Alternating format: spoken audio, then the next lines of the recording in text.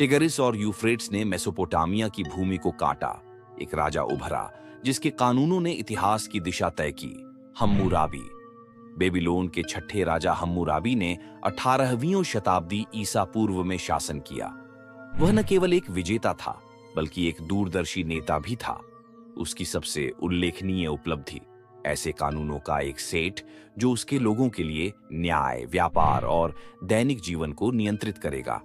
लेकिन इन कानूनों की प्रेरणा क्या थी? किंवदंती है कि हम्मुराबी को एक दिव्य दर्शन प्राप्त हुआ। उसके सपने में शमाश, सूर्य देवता और न्याय के देवता, उसके सामने प्रकट हुए। शमाश ने उसे एक छड़ी और एक अंगूठी दी, शक्ति और अधिकार के प्रतीक, और उसे ऐसे कानून स्थापित करने का आदेश दिया जो उसके राज्य में व्यवस्था और निष्पक्षता लाएंगे।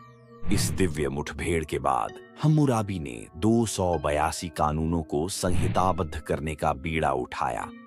इन्हें एक विशाल पत्थर के खंभे पर उकेरा गया जो कि क्यूनिफॉर्म लिपि में लिखा गया था और सभी को देखने के लिए सार्वजनिक रूप से रखा गया था।